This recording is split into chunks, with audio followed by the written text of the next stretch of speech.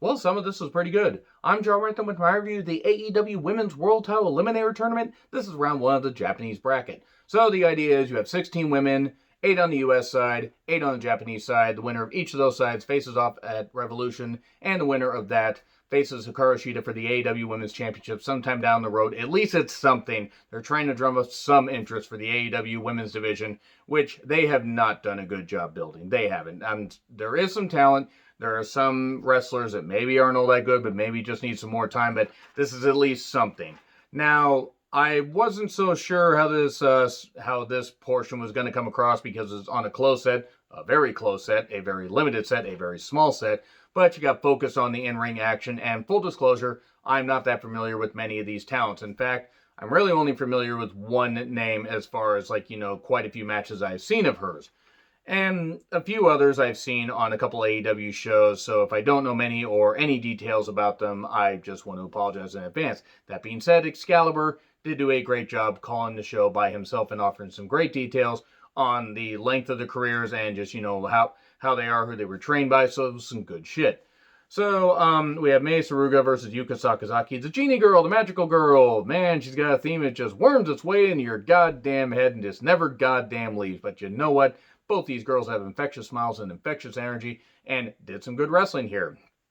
Mei Suruga, I'm not that familiar with. Yuka, seen her on a few shows. And Mei did a nice rolling scissors, did some good stuff there. Nice STF by Yuka Sakazaki. Mei with a weird leg lock bridge, but then she bridged back and, put her head right in the back of Yuka Sakazaki's neck.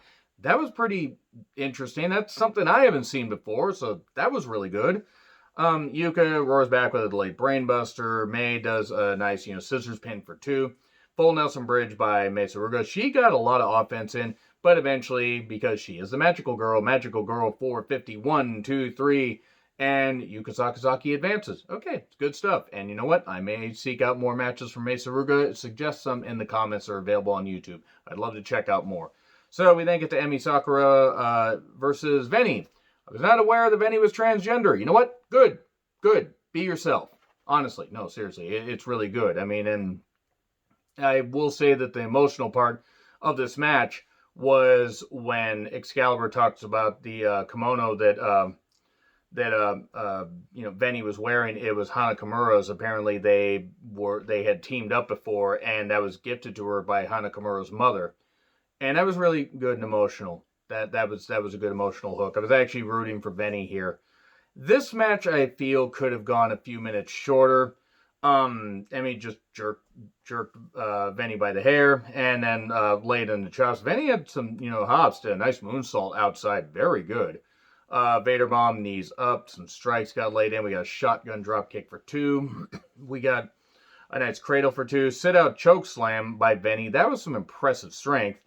And then Mahistral Cradle for 2. And Dragon Sleeper, Tiger Driver for 3. So, okay, Emi Sakura gets a victory. You could have cut a couple minutes off of this, but that being said, for the first time seeing Veni in a ring, impressed. Like to see more. And Emi Sakura, for being the veteran that she is, she did pretty well here as well. And now we get to, and I'm going to screw this up, Ryo Mizunami versus Maki Ito. Finally get to see, I'd seen a little bit of footage of Maki Ito. I need to check out more of her matches. Please suggest some in the comments. But followed her on Twitter for a bit just because she's such a goddamn character and amusing and just fucking just full of swearing and just the weirdest shit, but just so goddamn amusing. And yeah, I can see why people praise her. She's a fucking character. And she, just really can draw you in with her character work. And this was much more character-based. Mizunami did some good shit here too, but the idea was that Maki has a really hard head, and she did a Kokeshi at one point, which was really nice. And Ryo used some good strikes, single leg crab by Ito, a headbutt by Ito, and then they start giving each other head by doing a battle like that. Not like that. I run a clean show, and we get a DDT for 2, and diving headbutt misses, spear for 2, rolling triangle, and Mizunami gets the victory.